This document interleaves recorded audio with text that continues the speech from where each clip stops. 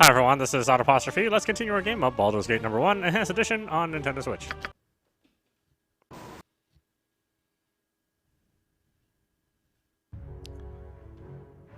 Okay, so, yeah.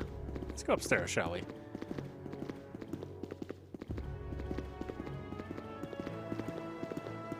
Yeah, I'll get right on that. I should have joined the army. Where do you think you're going? Upstairs? Where do you think you're going? The 5th floor. Starfrak asked us to deliver an important message to his acolytes. Huh. Better you than me. Working with that crowd can be downright creepy some days. Creepy? How do you mean? I've seen people go up there with one face and come back down with another. I don't know how else to say it. I got a keen eye for faces, I do, and I think that people going up and down know it too, because one time one of them caught me looking at him, and he winked right at me, and he changed the colors of his left eye right as I was watching him. It started out a chocolate brown, then it went all quicksilver for a moment, like the mercury the mages play with, and then he was gone and out the door, laughing his high-pitched laugh. Who are these people, or who are these people? Competition of the Iron Throne. Mostly members of the Seven Sons, Trading Coaster or Merchants League. They have both been attempting to negotiate a tentative peace between the different economic powers in the city. I fear it's not peace they're finding, however. At least not of the type they came looking for. Something gone on upstairs, and I'd rather not think about what it could be.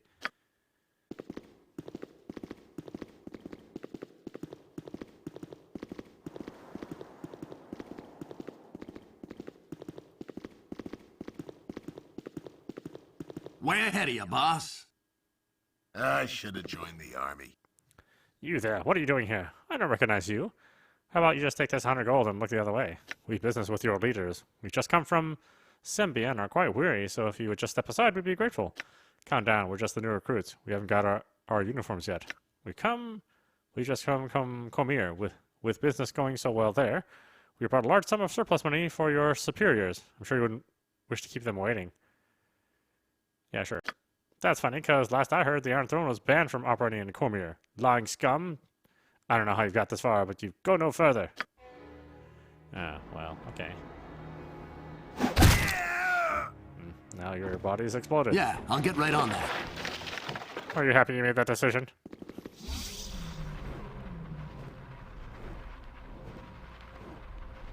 Eat flaming! Don't possibly Any trust. lippy peasant. Do you know who I am?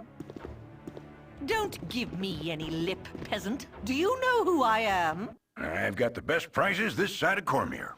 What are the like you doing in the dining chambers? Dismiss yourselves immediately before I have you thrown out.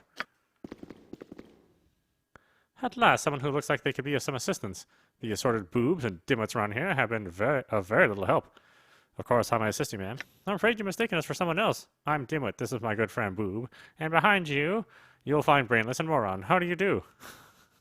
What can I help you with? Ma'am this, ma'am that. I have little desire to suffer more of your flat gentility. You may call me Emissary Tar and direct me towards the nearest staircase. I have some important business to conduct on the 5th floor on behalf of the Grand Dukes. Emissary Tar, would it be untoward of me to inquire as to the nature of your business on the 5th floor? The stairs, why yes, they lie behind me, not far from where we stand at all, which is, the truth. Please, whatever your business there may be, I urge you to reconsider. I have a bad sense about this place, and worry for your safety there. Yeah, what are you doing up there? It is hardly a secret. The Grand Dukes have sent me to negotiate a new iron treaty with Baldur. It appears that the Merchants League and the Seven Sons have voluntarily granted the Iron Throne temporary control over their mines in order to simplify the city's supply structure and thereby strengthen the war effort, should it come to that. I am here to ensure that we have access to that iron at a favorable pace. The Iron Throne has been more than cooperative with us to date.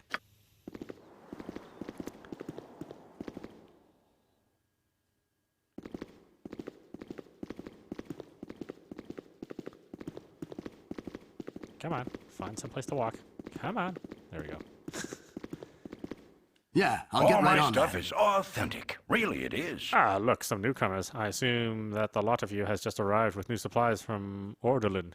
If you're looking for Reltar or Brunos, look no further. Both of them have traveled to Candlekeep on important business. What you want?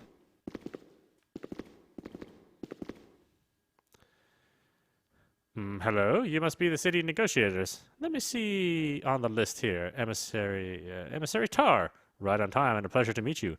My name is Destus Gurn, Assistant Chief Accountant for the Iron Throne's operations on the Sword Coast. Now, just a quick briefing on our negotiating procedures before you head up the stairs. Thaldorn will be accompanied by a board of 6 Iron Throne advisors sent to us from abroad. Zalamar Cloudwolf, Gardish, Naman Diab, Asim, and Alai, all of them quite respectable young men eager to meet you. We also have a 7th member on that board today, Mr. Lyle Espijo. He is there to ensure that things go smoothly in this time of transition. As for the agenda... Yeah, let's see. I'm afraid you've mistaken us for someone else. Please let me go about my business here. Or yes. See, the text is too... the text is too large. I made it the largest it could be. Let's see. If you'd be so kind as to allow me to proceed upstairs, I'll say yes. On the agenda, as you well know, are a discussion of our current offering regarding iron prices, and some notes regarding the output of the new mines we have acquired. Preceding all of that, however, Mr. Espijo would like to have a few words with you about the positive change and dynamism, economic and otherwise, that he has been witness to in his recent travels along the Sword Coast region. I do not doubt that you will find it interesting, but I have taken enough of your time. Please proceed upstairs so that negotiations may begin. Oh yeah, I'm going to negotiate all right. You want some whiskey? Hey there, mate. Don't recognize you, which is strange considering I know everyone here at the Iron Throne. Why don't you tell me who you are? We're merchants just out of Sembia. Out of Sembia, eh? Well, if you're looking for Reltar or Brunos, you won't find them here. They're off to Candlekeep for some important business.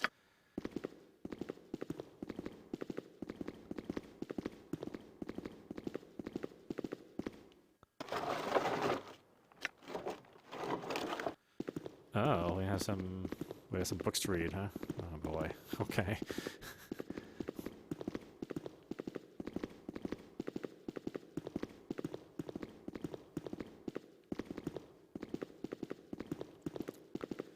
Oh boy, reminds me of my time with any Elder Scrolls game.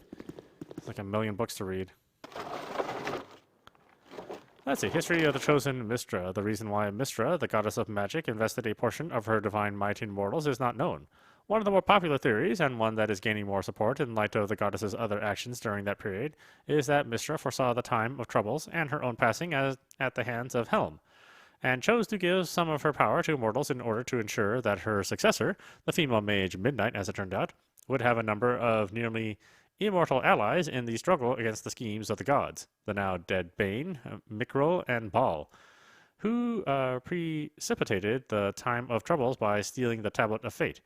The theory goes on to suggest that Mystra informed Azuth at approximately the year of the Rising Flame, 0 DR, more than 1300 years before the time of troubles, that some of her power must be put into the hands of mortals who would then become known as Mystra's children.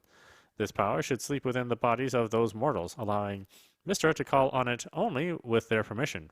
It would give the chosen the innate ability to heal quickly, and would give them lifespans far greater than those of ordinary mortals. Mystra speculated that these mortals might be able to call on her powers, and thereby gain some special abilities, that these powers would not rival those of a deity. See powers below. The goddess of all magic then began to select mortals she thought would be suitable. One of the first was the young mage, Elminster, and she... wait, is that right? Elminster? And she also singled out a promising wizard named Kelben Arunson. Both have proved to be worthy and capable receptacles of her power, but Mistra's other early attempts to invest her power in living humans were unsuccessful, and she came to realize that only very few mortals were stern enough substance to contain such power within themselves without being destroyed or corrupted. Even though some people, aside from Elminster and Kelben, may have possessed the requisite strength, it is possible that having lived for years prior to being visited by Mystra had set them on a path from which they were not able to deviate. Whatever the reason, the problem needed to be solved. To get around the difficulty, Mistra devised a plan to use herself as a vessel to breed individuals who could be nurtured and acclimated to her power from the beginning of their lives. For the father of these individuals, she picked the best examples of human stock she could find. Dornall Silverhand, a nobleman and a former harper who lived near Neverwinter. Mistra then possessed the body of Elu Sundar, a half-elven sorceress whom Dornall was already attracted to. Mistra revealed her presence and her plan to Elu, who happily and eagerly agreed to have the goddess share her body. Elu had been reluctant, but under the influence of Mistra, the woman became a seductress, and Dornall found his advances being suddenly returned with great fervor. Dornall and Mistra Elu were wed in the year of Drifting Stars, 760 DR. The first of 7 daughters, Anastra Silun, was born the following winter. Silun's 6 sisters emerged at 1-year intervals thereafter. Endu Alistriel, Ambara Dove, Athena Estroma. She prefers the shortened storm these days. Anamanu Laral, Alasra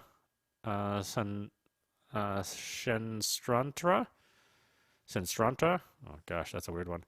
Known today as the Symbol, and Erese Kilu. These siblings had become known in Realmsman lore as the Seven Sisters. Dornall, who had been kept in the dark about his wife's true nature through the years, presumably because Mr. didn't want to risk losing his services, was disappointed and nearly distraught by the time his 6th child was born. He had always wanted sons as well as daughters. More importantly, he was seeing his wife deteriorate right before his eyes. The strain of coexisting with the goddess all these years had turned Elu into a withered shell. In essence, a lich clinging to life only because Mistress' power was within her.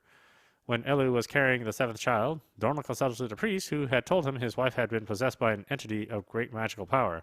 To spare both of them any further agony, he attempted to slay his wife's physical form by severing her head from her body. As soon as he had done this, Mistra was forced to reveal herself to him, and she went on to explain her scheme. Just as she had worried or bore him no ill will, and in fact protected him for the final 30 years of his life. When Dornall finally did meet his end, he called out to Mistra, and the goddess granted him continued existence as her servant. Now known as the Watcher, Dornall Silverhand travels the world unseen by mortals on a continuing mission to locate candidates to swell the ranks of the Chosen and identify possible threats to Mistra and her minions. Wow, light reading, huh? Please tell me it's the same book. Oh my god, it's a different book. Oh, okay. Well, here we go. Now, History of Shadowdale, Jodith and the Tyrst Massacre. The past 100 years have been an example of the best and worst of the lords of Shadowdale. All have been non-native to the Dale lands, though all made the lands their home. A century ago, the Lord of Dales was once Lodath, a stiff-necked agnostic who denied the power of any god, good or evil, and used force to back up his belief. During his time, there was a great deal of religious persecution, including a massacre of Tyrsts on Watcher's Knoll. Joadeth was eventually killed by a beast of the Nether Plane summoned by parties known, which then proceeded to rampage throughout the Dale. Or through the Dale. The beast was killed and Shadowdale rescued by spellcasters Omri and Silun. Omri was proclaimed Lord by acclamation. Alright, well, slightly lighter reading. Oh my god, it really is a different book. History of Shadowdale 4. History of Shadowdale. Omri rules in peace. The longest period of peaceful rule was by Lord Omri and his wife Silun, better known as the Witch of Shadowdale. They ruled over the community for 40 years, a period of extended peace with their neighboring dales, nations, and the elven peoples. It was this very peace and power which made the Dale the target for attacks and sabotage by the Black Network, Zentarum. They sought and still seek to control the trade from the Moonsea to the Sword Coast and desire to make Shadowdale a vassal state to Zentil Keep. Lord Omri's rule ended tragically when he was assassinated by Zentis agents.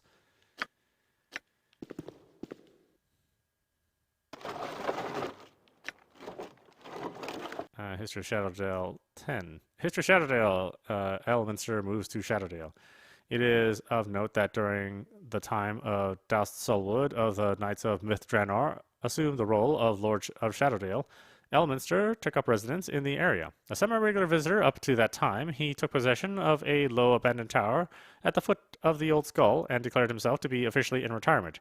The nature of that retirement varies from active involvement to local affairs to long-term vacations on other planes.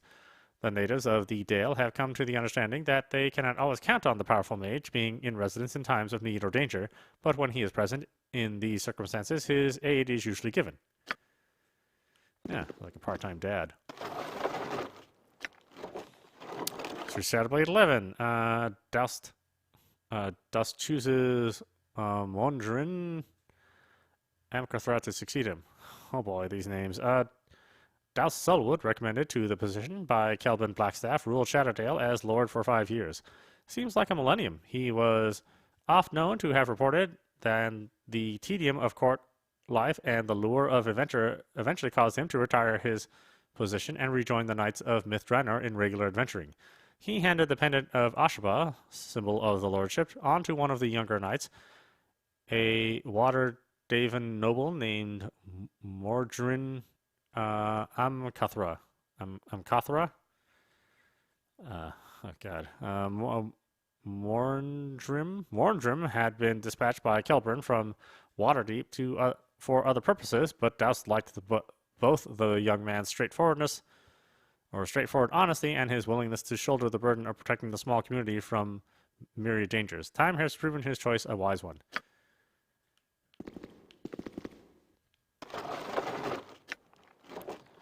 Mr. Shadow 13. Cheryl and Mortigan meet and then marry. The implications of Kelvin Blackstaff, Arnson choosing the last two lords of Shatterdale, Douse Selwood and Mordrin Amkathra, were not lost on the Dale's powerful neighbor to the south, Cormyr. An agent was sent northward to divine Mordrim's true intentions and to guarantee the Dale's continued good relationship with the throne of the Purple Dragon. The agent was a rogue named Cheryl Romantel, sent by Vanderdost. Though all paperwork on this matter has been curiously incinerated in Suzail, so all is hearsay and tale. Cheryl discovered more than she intended and fell in love with young Mordrin. The two married and became Lord and Lady of Shatterdale. Cheryl's loyalty is now to her husband and to the land they co-rule. This is probably not the intention of the Cormyrians. Come on, you can make it. There. Maybe that's easier, I don't know.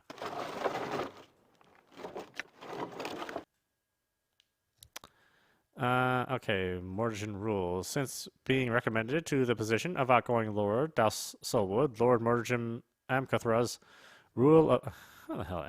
Amkathra? Really? Rule of the Shatterdale has been less peaceful than he had hoped. The first battle of Shatterdale occurred in the year of the Prince, 1357 DR, and involved Daleland forces routing those of Liren the Pretender. Liren has made repeated attempts to gain the lordship and was intended by the former Zentish puppet, Lordhan. While significant, this battle pales when compared to the larger battle fought on the same site between Bane-led Zentil Keep forces and the Dales during the time of Troubles, 1358 DR 0PR. When the Battle of Shatterdale is referred to without a number, it usually means the second battle. In addition, Mordrin has had to deal with a large number of skirmishes, incursions, and possible invasions from below, explosions, and other sundry disasters. Mordrin and Cheryl have one child, Scotty, who is now 9 winters old. By the customs of the area, he is not considered the heir apparent, and another suitable warrior or mage may take the reins of power of the small community. Most feel that Mordrin will hold the pendant until his son has reached his maturity, then abdicate in young Scotty's favor once he takes his grown name.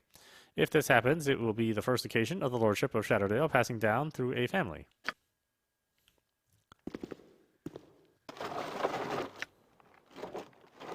History of Tether. For the past 1500 years, Tether has had a single strong royal family ruling with absolute power. When a king died or became incapacitated, his oldest son took the throne.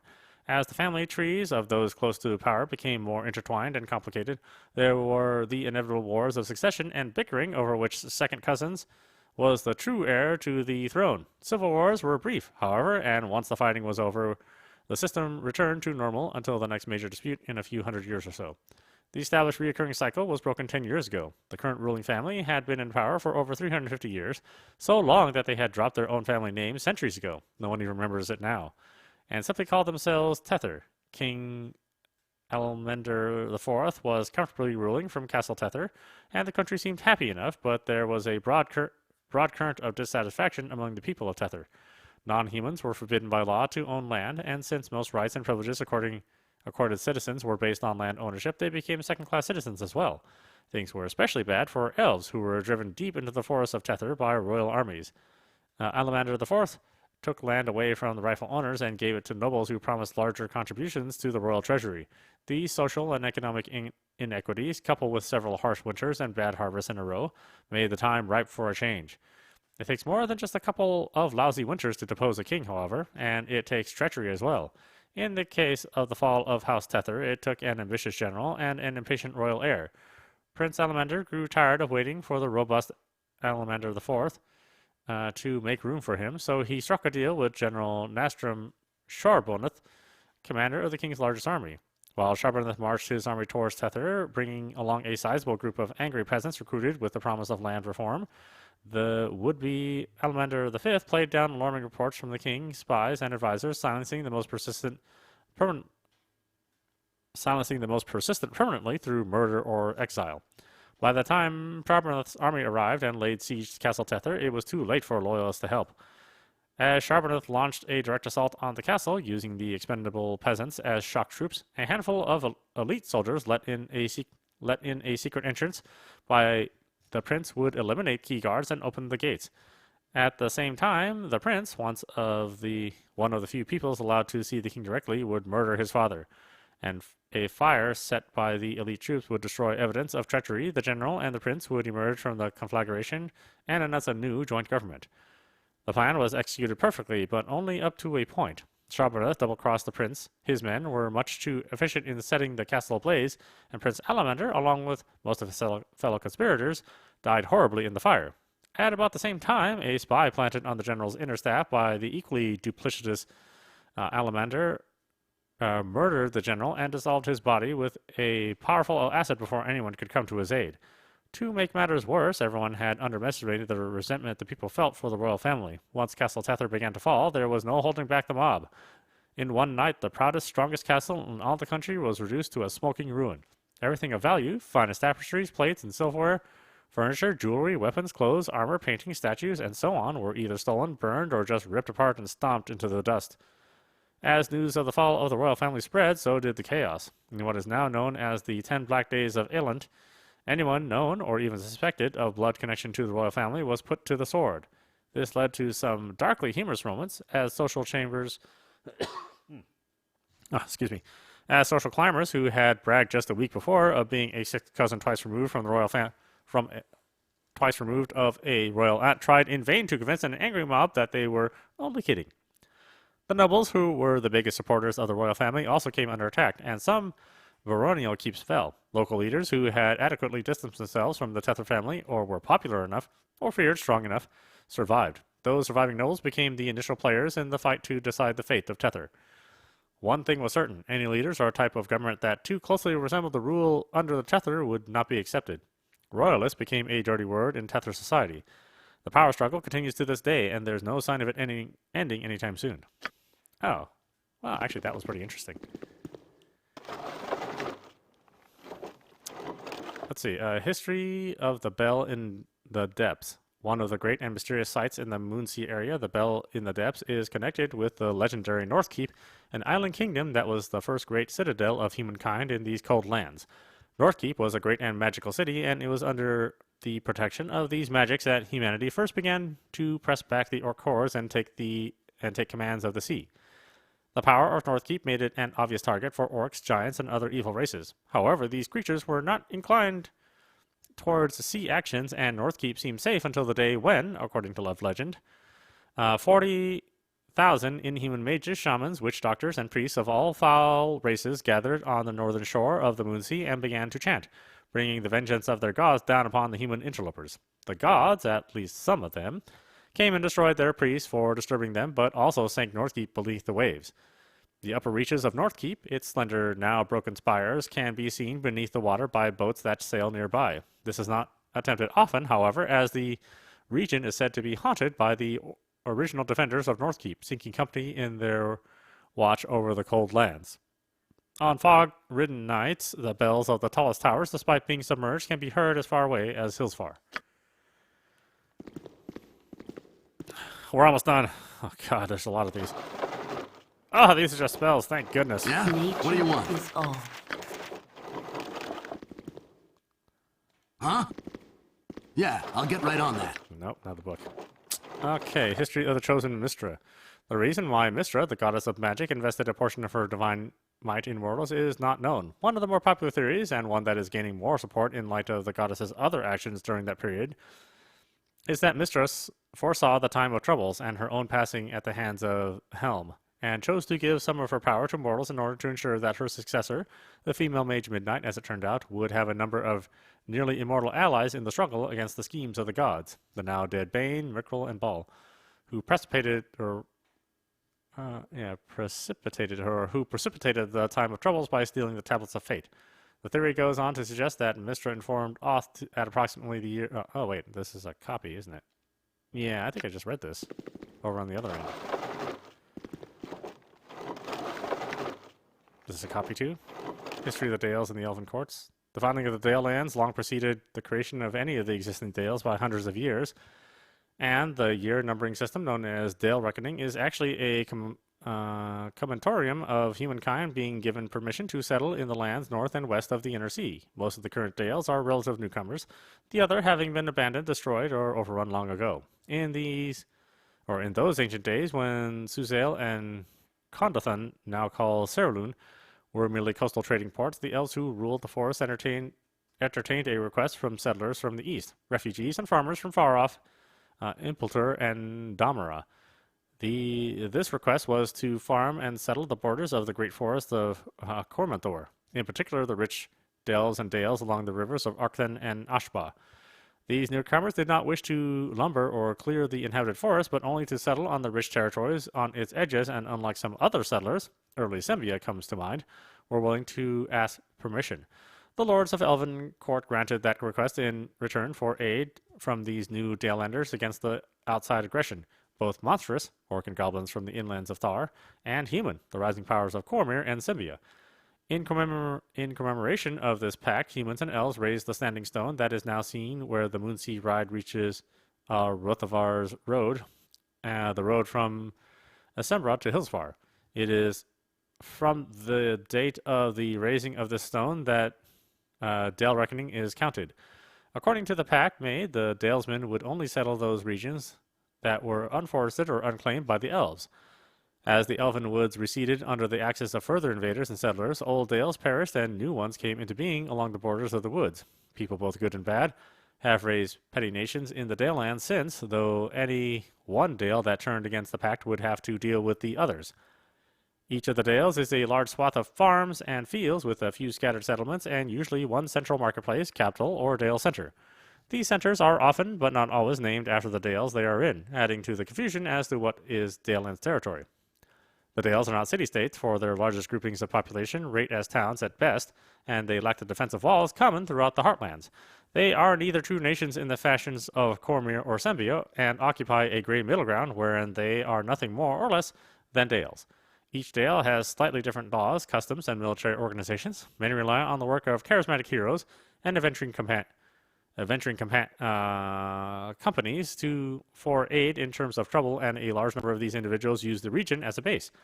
The attraction for adventuring is further increased by the large number of elven and pre-elven ruins in the area and the departure of the elven court for Evermeet, leaving the woods open for exploration and exploitation.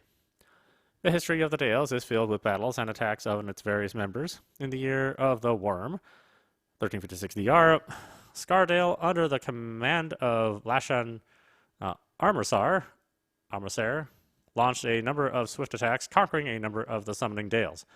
A coalition of forces from the others, as well as Sembia, Cormyr, and Zenthil Keep, crushed the invaders and occupied Scarsdale. During the time of Troubles, 1358 DR0 PR, Shadowdale was attacked by Zenthil Keep. More recently, the Dale lands have committed forces to a unified army under King Oswald IV of Cormyr to turn back the Tuisian invasion, 1360 DR.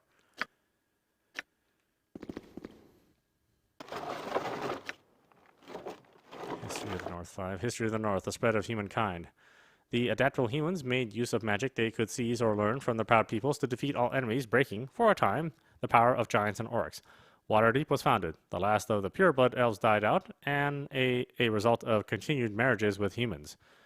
In the far west, men also dwelled, wise, clever primitives called the Ice Hunters. They lived simple lives on the coast since time beyond reckoning, countless generations before Netherrealm's first founders set foot on the narrow sea's western shore. Yet this peaceful folk fell prey to another invasion from the south. Crude longships that carried a tall, fair-haired, warlike race who displaced the Ice Hunters from their ancestral lands. This race, known as the Northmen, spread farms and villages along the coast, from the banks of the winding water to the gorges of the Mirar. Northman warriors drove the simple Ice Hunters farther and farther north, forced the goblins back into their mountain haunts, and instigated the last council of Ilfarm. Within 500 years of the Northmen's arrival, Ilfarm was no more. Its residents had migrated to Evermeet. From the coast, Northmen sailed westward, claiming and establishing colonies on the major western islands of Ruthim and Gondolin, eventually spreading to all the islands in the northern sea. Others migrated northward past the spine of the world and became the truly savage barbarians of Icewind Dale. In the centuries that followed, Askelhorn became Hellgate Keep when it fell into the hands of fiends, and Ireland collapsed under the attack of a new orc horde. The elves fled southeast, joining with Northmen, Netherese descendants, and dwarves to form what would later be known as the Fallen Kingdom.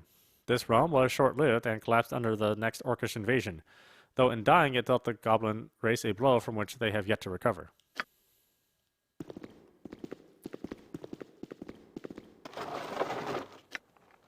What you got for me this time? I love money. Yes, I do. I love money. Yeah? Yes, What do you want? Okay, was there any more? Wow, that was a lot. I love money. Yes, I do.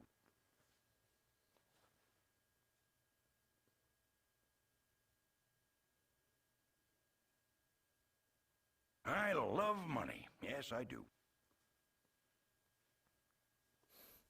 Holy crap, I spent... How long have I spent reading that? Like 20 minutes? Oh my god, I'm sorry. And maybe you want to see the rest of the story. I think a lot of people who read a lot of D&D or have read a lot of the books of D&D, maybe that stuff is like elementary. I didn't recognize a goddamn thing. But I also have not been well read on all of the D&D lore. So I apologize. I probably mispronounced all those names, or didn't even know what all those names mean. So yeah, up we go, shall we? Top of my to-do list. Fear my wrath, for it is great indeed. Who dares intrude upon our negotiations? My name is Emissary Tar. I'm here to negotiate a iron treaty with Baldur on behalf of the Grand Dukes. My name is Big Deke. I was wondering if I could ask you a few questions. Oh god, should I be honest?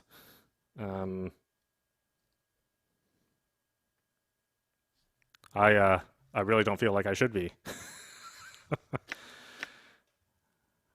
I think Emissary Tar is right there. Okay, my name is Big Deke.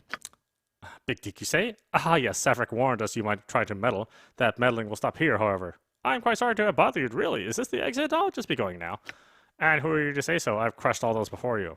Certainly a little coin would ease your conviction a bit. A little gold to make you turn the other way. No, I'll be an asshole. Those before you are fools, as you are. Those before us were weak, as you are. Those before us were not Zalamir, or Gardish, or Naaman, or Dayeb, or Assam, or Ale. Those before us are dead, as you will be. So it has been decreed, so it shall be done. So orders Safarak. I'm pretty sure you don't want to do that, Safarak.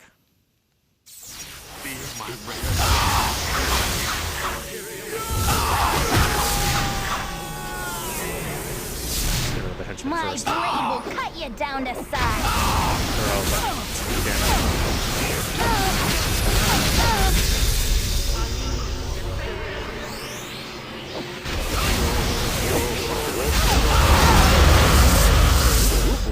getting my ass kicked. Okay.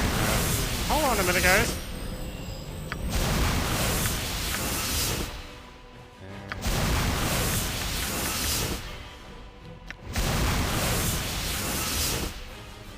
Money-mongering riffraff. Huh? You're a queer fellow. What do you got? Magic missile? You point, I punch. You want something? I didn't go buy any. Damn it.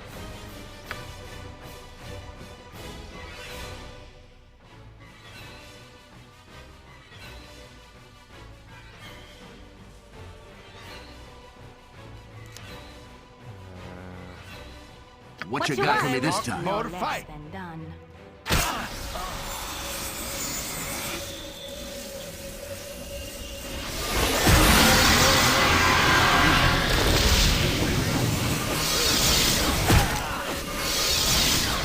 You with the trolley magic thing. You need to die.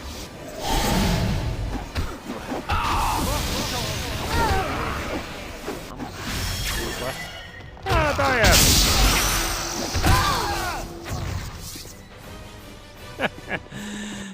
Yeah? Idiots. What do you want? Yeah, I'll get right on that.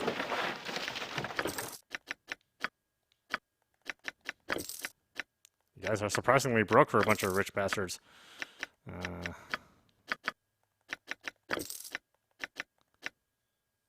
Potion of giant strength? No. Oh. Does that come in a blue pill form? Or-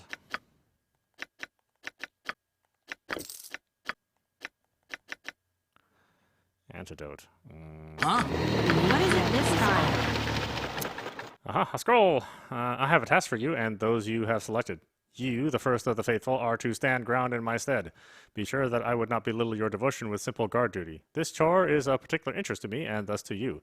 Big Dick has become a thorn in my side. I wish it removed. Do so, and you shall please me greatly. Such is your charge. Do not fail in this, Safarok.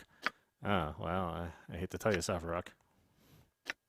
Although my guys are certainly not in good shape, they are at least alive. Oh, what is all this stuff? I don't.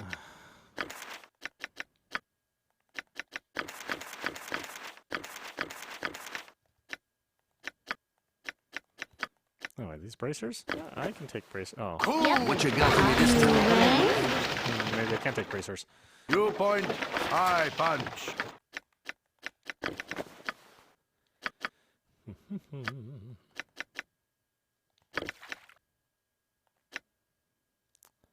Potion of perception. No, don't think I've ever used Yeah? What do you want? that. Oh, I got a doggy.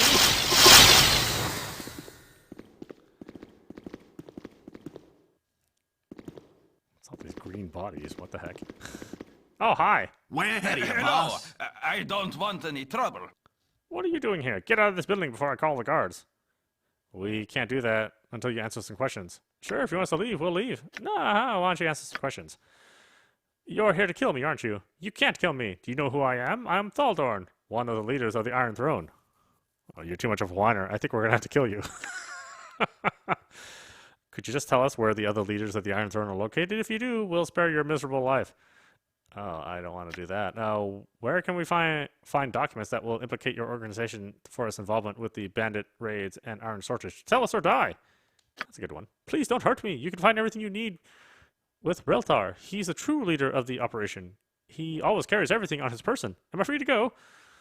If you tell us where the leaders of the Iron Throne are located, we might let you go free. Get out of here. Sorry, but you're going to have to die. Tell us where the leaders are. The other leaders, Brunos and Reltar, they're at Candlekeep. Oh, I'm pretty sure I took care of them. Attending business with some benefactors from the south. Will you let me go now, please? Nah, we're still going to kill you.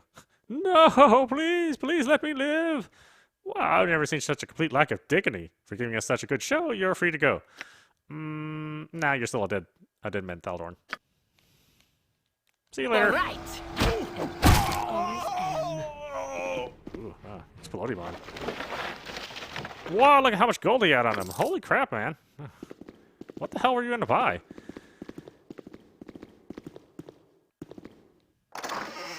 Nothing.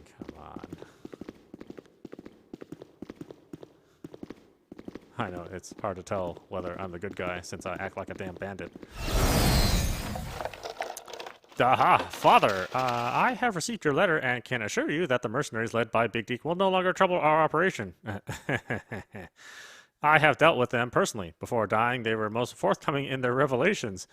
It is as you surmised. They were agents of the Zetrim and am also writing to tell you that I cannot attend the meeting at Candlekeep. Some problems have arisen with the Chill and the Black Talons. They have had trouble working with each other, and I am needed there to smooth over any dissension. I am sorry that I will not be at your side.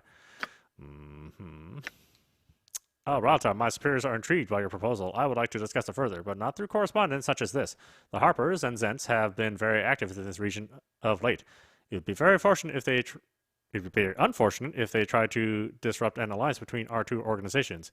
If you, Brunos, and Thaldorn were to meet with us in the safety of Candlekeep, my superiors would be much relieved. Please send her a response ASAP. Tuth.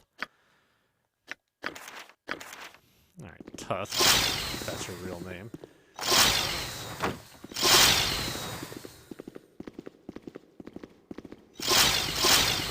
What the hell?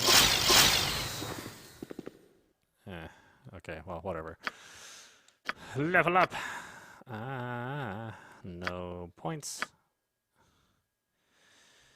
Okay, call lightning, cure disease, cure medium wounds. I'll take that. Yes, please. Thank you.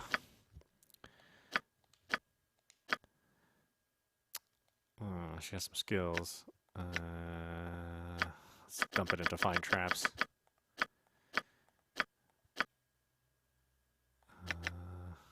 Move silently. That just means Immun will sneak up on me too, but oh well, whatever.